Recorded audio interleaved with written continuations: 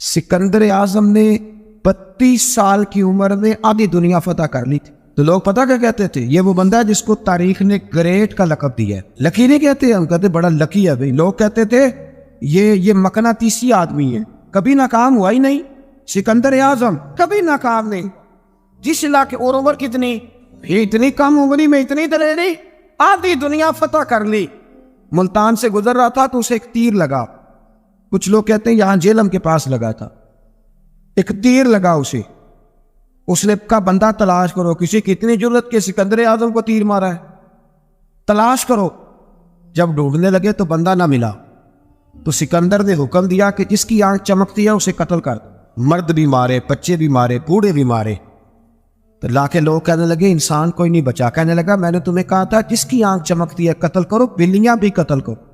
हो सकता है किसी बिल्ली ने मुंह में रख के फेंका हो, कुत्ते भी मार दो, कबूतर भी मार दो।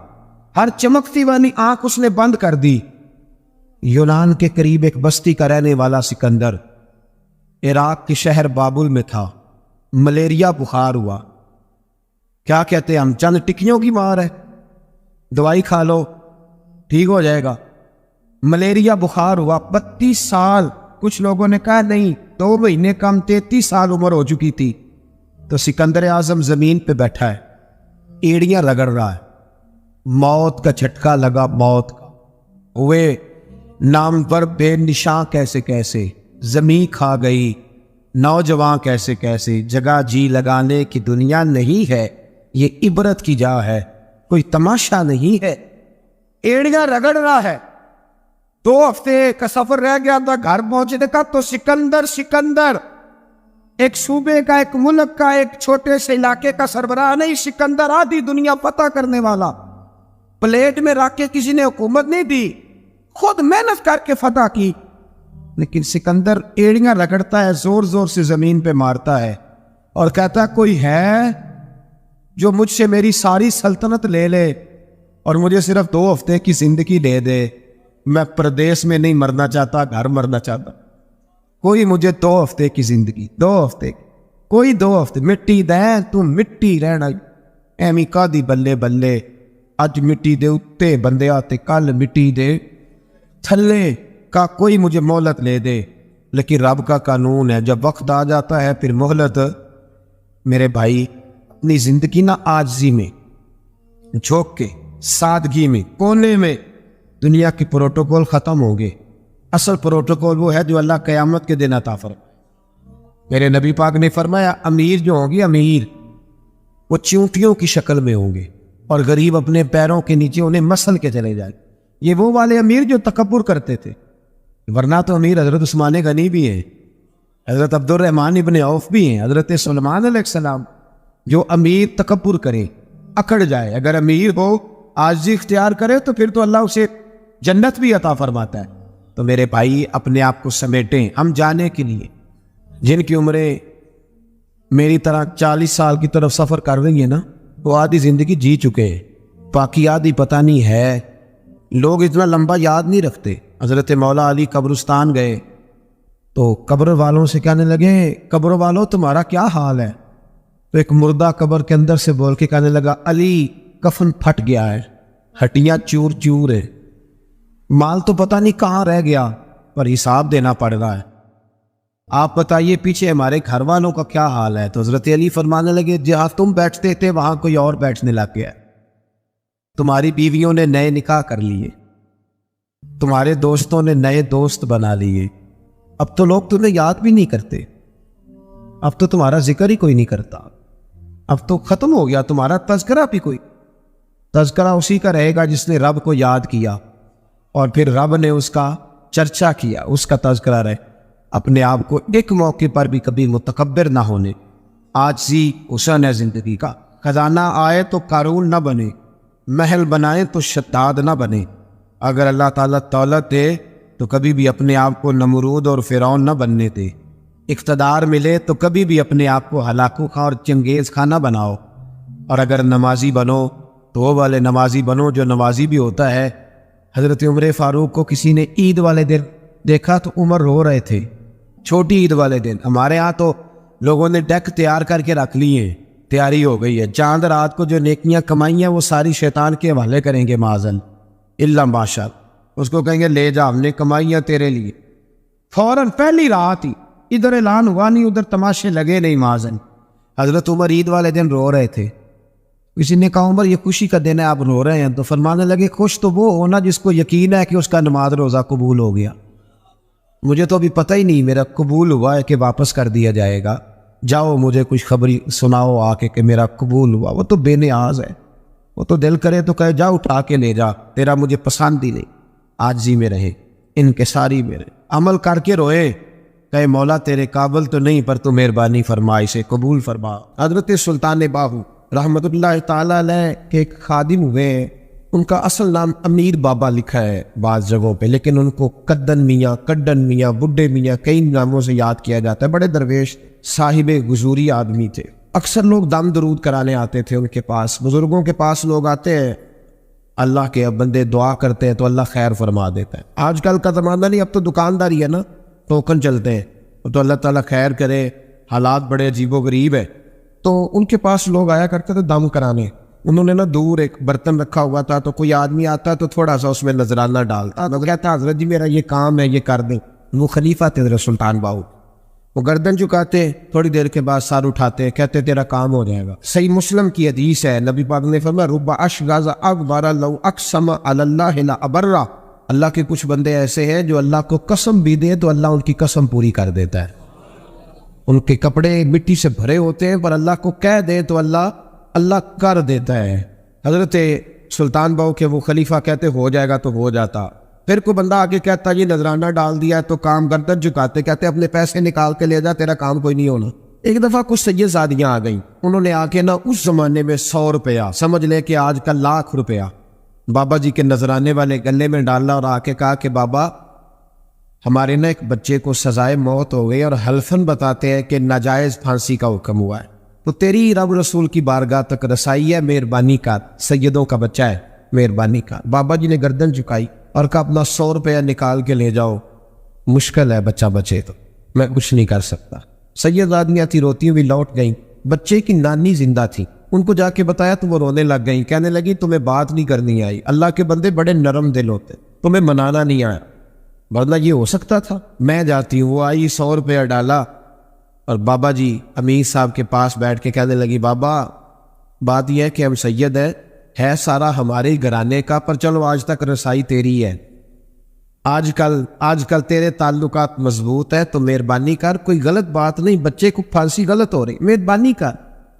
بابا کہنے لگا اماں میرے بس میں نہیں، میں بھی تو اللہ کا کمزور بندہ ہوں نا، مالک کا کمزور بندہ ہوں، وہ ضروری نہیں، دعا پہ فضل ہوتا ہے، اگر اس کی مشیت ہو تو پھر بندہ کیا کر سکتا ہے، تو اماں یہ کام نہیں ہو سکتا۔ تو اماں رونے لگ گئی، کہنے لگی کوئی نہیں، میں قیامت کے دن حضور کی بارگاہ میں تیری شکایت کروں گی، میں کہوں گی کہ میں نے بتایا تھا میں سید ہوں، اس نے توجہ ہی نہیں کی، میرا کوئی خیال ہی نہیں کیا۔ بابا صاحب فرمانے لگے اماں پیسے نہ نکالنا، جا تیرا کام ہو جائے گا، جا تو ہو گیا تیرا مسئلہ ہو جائے گا۔ وہ آپ پیسے رکھتے تھے تو سال کے بعد 6 مہینے کے بعد مہینے کے بعد جا کے حضرت سلطان باہو کو دے کے آیا کر، وہ وہاں لنگر میں یا کسی جگہ خرچ کرتے۔ جس دن اس بچے کی پھانسی کا وقت تھا نا تو وہ بابا جی حضرت سلطان باہو کے پاس چلے گئے۔ حضرت سلطان باہو کے مزار پہ جو دوست گئے ہیں یا میرے ساتھ گئے ہیں وہ جانتے ہیں کہ گڑھ موڑ سے یوں مڑتے آگے دربار ہے، تو گڑھ موڑ پہ حضرت سلطان باہو ان کے استقبال ان کو وہاں پتہ چل گیا کہ وہ آ رہا ہے، آئے دروازے گڑھ موڑ تک، مرید ساتھ تھے۔ حضرت سلطان باہو کہنے لگے یار تو نے اچھا نہیں کیا، اپنے خلیفے تو نے اچھا نہیں، کہنے لگے حضور چارہ کوئی نہیں تھا، سید زادیاں آ گئی تھی، حضور کا خاندان تھا، میں کیا کرتا۔ مرید کہتے ہمیں سمجھ نہیں آ رہی کہ یہ کیا ہو رہا ہے، کہنے لگے مجبوری تھی، کیا کرتا، کدھر جاتا، حضور کا خاندان تھا۔ کہا تو نے اچھا نہیں، کہتے ہمیں نہیں سمجھ آ رہی کہ تو نے اچھا نہیں کیا، وہ کہتے ہیں حضور کا خاندان تھا، اس کا معنی کیا ہے؟ کہتے تھوڑی دیر گزری، بچہ وہاں سے رہا ہو گیا، حضرت سلطان باہو کے خلیفہ کا انتقال ہو گیا، وہ وصال کر گئے، وصال ہو گیا۔ آپ نے جنازہ پڑھایا، دفن کیا، تو غلام کہنے لگے حضور یہ ماجرا کیا ہے؟ آپ فرمانے لگے اس نے اللہ کے حضور دعا کی تھی کہ مولا جناب اسرائیل نے اس دن کسی نہ کسی کی روح لینے جانا ہے نا، تو میری لے جائے. اب سیدزادیاں دروازے پہ آ گئی ہیں تو سادات کو تو خالی نہیں نہ بھیجا جا سکتا, مصطفیٰ کا خاندان ہے. حضور میری روح لے جائی جائے اور اس سیدزادے کو چھوڑ دیا جائے. فرمائے اس نے اللہ کے حضور قربانی دے کے وَفَدَيْنَاهُ بِذِبْحٍ عَظِيمٍ. حضرت سلطان باہو رحمۃ اللہ علیہ کے جو والد تھے ان کا نام تھا حضرت بازید. جاگیردار تھے, دنیا دار تھے, بہت بڑے مالدار تھے. فرماتے مذہب کی طرف میرا رجحان نہیں تھا. چوتھی شادی کی بی بی راستی کے ساتھ. بی بی صاحبہ بڑی نیک تھی. بی بی صاحبہ کہتی ہے میرا دل کرتا تھا میرا خامد بھی نمازی ہو جائے. اور عام دنیا دار نہیں تھے, 7 جاگیروں کے مالک تھے, تو بہت بڑے جاگیردار تھے حضرت سلطان باہو رحمۃ اللہ علیہ کے والد. بی بی صاحبہ کہتی ہے نمازی بنانا تھا خامد کو. میں کونسلر صاحب نوں میں کیا ماشاءاللہ جیت گئے ہو؟ کہندے ہاں جی. میں کہندے جی کوئی حکم ہوئے تو مینوں دسو. میں کہ حکم ہے کہ تسی اپنے ہلکے دے بندیاں دی ڈیوٹی لانی, کیڑا نماز حاضری لانی ہے, کیڑا نماز پڑھنا ہوندا ہے تے کیڑا نہیں ہوندا. کہنے لگے بڑے سیانے نکلے ہو, پہلا مینوں ہی بسیتے باڑ چھڑیا جی. میں جاؤں گا تے دوجے دی حاضری لاؤں گا نا. تو خاوند نمازی بنائے گا بیوی کو تو اس سے پہلے خود بنے گا تو بنائے گا نا جی. تو اگر خاوند کہہ دے تو پڑھیا کر, میرے پیچھے نہ لگی کیونکہ جنی کو تو پڑھنی اونی میں پڑھنی ہے نا. تو آج میں ایک دوست کو کہہ رہا تھا بچے وہ کام نہیں کرتے جو آپ کہتے ہیں. اور میں نے جمعے میں بھی کہا تھا بچے وہ کرتے ہیں جو ہمارا عمل دیکھ کے بچے چلتے ہیں, صرف بات پہ عمل نہیں کرتے. بی بی راستی کہتی ہے میں نے ٹھان لی کہ میں نے اس جگیردار کو, وڈیرے کو, اس موٹے بڑے چودھری کو میں نے نمازی بنانا اور بنا کے دکھانا ہے نمازی. بی بی صاحبہ کہتی ہیں کہ وہ جس خاتون کی بھی باری ہوتی تھی, 4 بیویاں ہوتی تھی, وہ اس کا حق ادا کرتے تو بعد میں اپنی خوابگاہ میں جا کے آرام کرتے. ان کا جو خادم تھا ملازم, وہ رات کو دودھ کا پیالہ انہیں دینے جاتا تھا, سونے سے پہلے ان کے پاس دودھ کا پیالہ پہنچتا تھا. تو بی بی صاحبہ کہتی ہے میں نے رات کو ملازم سے کہا دودھ دینے تو نہیں جائے گا, میں جاؤں گی. کہ میں آدھی رات کو دودھ کا پیالہ لے کے حاضر ہوئی. تو کیسے آئی؟ میں نے کہا بی بی ہوں, آ گئی ہوں, تو اب مہربانی کریں. میں نے کہا اگر اجازت دیں تو آپ کے پیر نہ دبا دوں. چل دبا دے. بی بی کہتی ہے پیر دباتے دباتے میں نے کہا اگر اجازت دیں تو صبح نماز کے لیے جگا دوں. یہ نماز کی تبلیغ ہو رہی ہے. تو بابا جی پتہ کیا کہتے ہیں حضرت بازید؟ کہنے لگے تو مجھے جانتی نہیں, خبردار مجھے تبلیغ کرنے کی کوشش کی. اس گھر میں رہنا ہے تو سانس اونچا نہ لینا. پتہ ہے تو کس کے ساتھ بھی آئی؟ خبردار. کہتے میں چپ کر کے آ گئی. اگلے دن پھر دودھ لے کے پہنچ گئی تو انہوں نے آنکھ کھول کے دیکھا میری طرف, پھر آ گئی ہے. میں نے کہا اب میرے خاوند ہے, میرے سر کے تاج ہے, پیر دبا دوں؟ دبا دو. کہتے میں نے 10 منٹ پیر دبائے تو میں نے کہا اگر جان کی امان پاؤں تو فجر میں جگا دوں. میں نے جلال فرمایا. کہنے لگے تجھے کہا تھا نا کہ مجھے کسی کا مشورہ قبول نہیں, تو کون ہوتی ہے مجھے بات کرنے والی, چل دوڑ جا. بی بی صاحبہ کہتی ہے میں 10 دن جاتی رہی. کتنے دن؟ انہوں نے سختی بھی کی, برا بلا بھی کہا, اور کئی دن یہ بھی کہا کہ کل آئی تو پھر یاد رکھنا. کہتی ہے 10ویں دن میں گئی تو حضرت بازید کہتے ہیں میرے دل میں خیال آیا یہ جان چھوڑنے والی نہیں, یہ باز نہیں آئے گی. اور چلو ہے بھی تو میری بیوی, غلط بات بھی کوئی نہیں کر رہی, کہہ بھی نماز کر رہی ہے. کہنے لگے اگر میں سویرے اٹھ جاؤں تو پھر دوبارہ تو نہیں آئے گی, تو دوبارہ تو نہیں آئے گی. یہ دیکھیں میاں بیوی کا آپس میں رشتہ. سویرے اگر میں اٹھ جاؤں نماز کے لیے تیرے کہنے پہ تو میری جان چھوڑ دے گی تو. بی بی صاحبہ کہنے لگی میں دوبارہ نہیں آؤں گی, آپ مہربانی کریں سویرے اٹھ جائیں. کہنے لگے چل تو میری بیوی ہے, ایک بار مان لیتا ہوں تیری بات, سویرے جگا دینا. بی بی راستی کہتی ہے میں پہلے سو کے اٹھا کرتی تھی, وہ رات میں سوئی نہیں. کہتی میں ساری رات رو کے گزار دی, ساری رات, اور بیدار رہ کے گزار دی. سویرے فجر کے وقت پانی گرم کیا, بغل میں مصلی لیا, خامد کو بیدار کیا, وضو کرایا, اور کہتی ہیں جب وہ اللہ اکبر کہہ کے سنتوں کی نیت باندھی تو میرے اس طرح آنسو گرے جیسے سیلاب آتا ہے اور دریا کا بند ٹوٹتا ہے. اور میں نے رو کے کہا مولا میرے اختیار میں یہیں تک تھا, میں مصلی پہ کھڑا کر سکتی ہوں, میں دل تو نہیں نہ بدل سکتی, وہ تیرے قبضے میں ہے, مقلب القلوب ہے, فضل کار اس کا دل بدل دے. فرماتی ہے میں روتی رہی, 2 رکعتیں پڑھ کے میری طرف دیکھا تو فرضوں کی نیت باندھ لی, اور 2 فرض پڑھ کے پھر میری طرف دیکھا. کہنے لگے خبردار سویرے جگانے آئی تو. میں نے کہا جی نہیں جگاتی. میری طرف دیکھ کے کہنے لگے تو نہیں جگائے گی آج کے بعد میں تجھے نماز کے لیے جگاوا کروں گا, میں تجھے جگاؤں گا. آپ فرمانے لگی وہ نمازی بن گئے, میں پہلے ہی نمازی تھی, جب ان دو نمازیوں کا ملاپ ہوا تو اللہ نے سلطان باہو جیسا بیٹا حضرت عمر بن عبدالعزیز عراق میں رہنے والی ایک عورت تھی.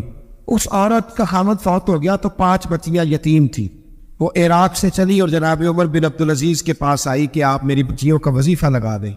وہ کہتی ہے جب میں پہنچی نا یہاں تو اب تو استقبال آنا جانا بڑے معاملات ہیں.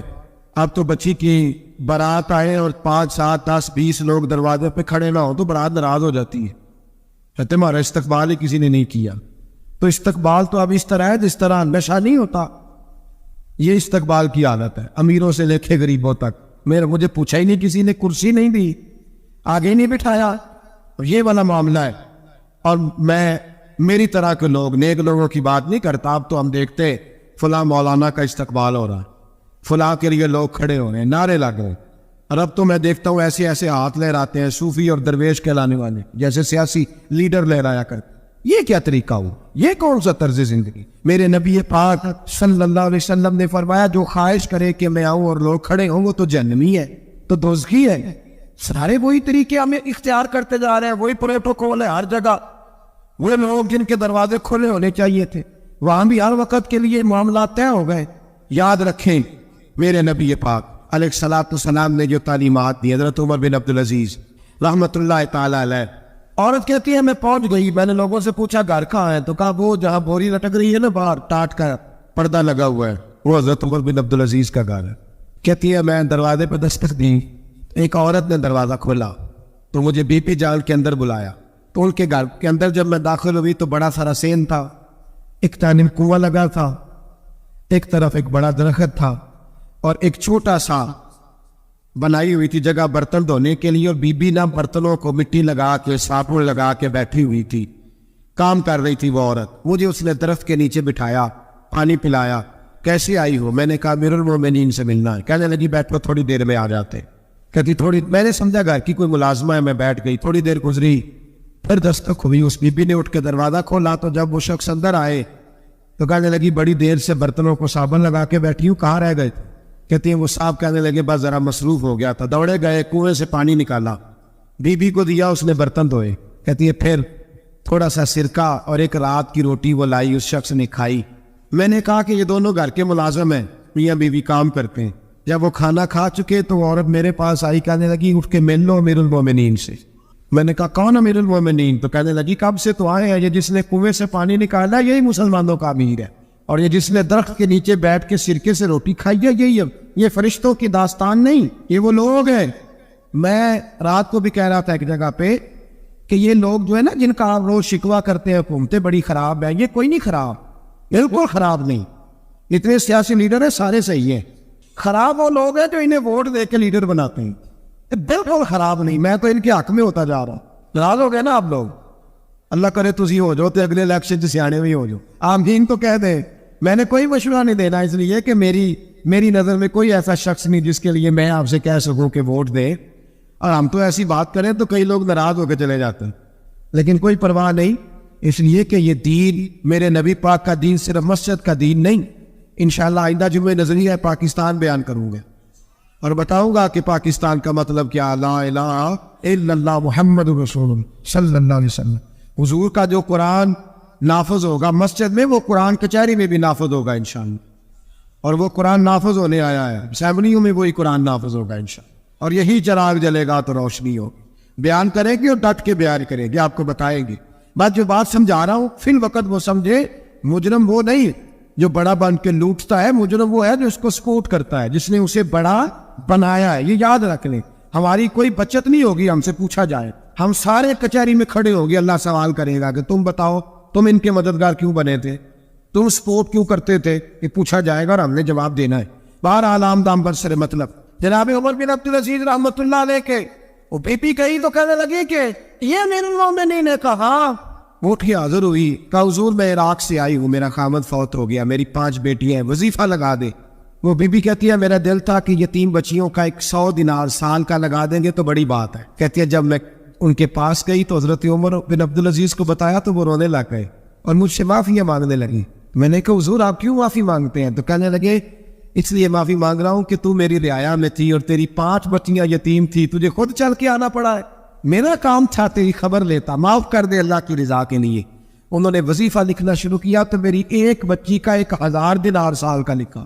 میں نے کہا اللہ تیرا شکر ہے۔ پھر دوسری بچی کا 1000 لکھا تو میں نے کہا اللہ تیرا شکر ہے۔ تیسری کا 1000، چوتھی میں نے کہا شکر ہے۔ جب چوتھی کا لکھا تو میں نے کہا اللہ آپ کا اقبال بلند کرے، اللہ آپ کو ہمیشہ اسی طرح پھلتا پھولتا رکھے۔ کہتے ہیں جناب عمر بن عبدالعزیز نے قلم رکھ دیا، فرمانے لگے میں 5ویں کا وظیفہ نہیں لکھوں گا، 4 بہنوں سے کہنا بانٹ کے اسے بھی دے دیں۔ کہا حضور کیوں؟